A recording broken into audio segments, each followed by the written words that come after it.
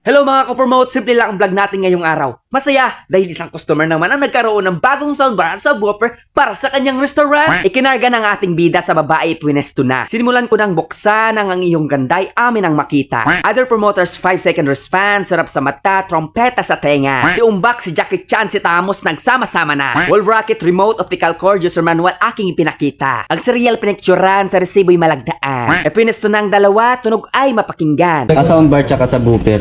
Ang Samsung HWT420 soundbar ay isang 2.1 channel sound system na may kasamang subwoofer. Dinisenyo ito upang bigyan ng ating mga TV ng mas malakas at mas rich na audio experience at tinapausay dito ang bass at clarity ng tunog. Ang ating bida ay sinakay na. Buti na lang walang pulis na sumunod pagkat dala ko'y parang Armalite. Sa shopping center kami tumungo, restaurant customer aming tinagpo. Sakto namang walang customers at amin muna itong hinubara para si customer ay hindi na mahirapan sa pag-unboxing aming sinimula. Isa sa mga dahilan kung bakit kailangan maglagay tayo ng soundbar sa restaurant ay mas malinaw ang tunog nito. Kung ihambing natin ang mga built-in speaker ng TV o malilit na speaker, ang soundbar ay nagbibigay ng mas malinaw na boses at tunog na hindi malabo o sabog. Kapag may malinis at balanse ang tunog, mas komportable ang mga customers at nafe-feel nito ang pagkain. Parang romantic ba? Ang soundbar ay kaya mag-project ng audio ng mas malawak para marinig lahat ng customers. At alam mo ba na mas professional ang dating nito? Dahil modern itong tingnan sa restaurant kaya impression ni customers, kuha mo! What if samahan mo pa ng TV? Wow na wow! Romblon ay maliit lang na isla, pero tutulungan kita kung paano mo ito makita. Ito ang BPR Marketing. Itinuro sa iyo from left to the right to the front at Facebook pa. Malaking tulong na ang pag-like at pag-follow sa video na ito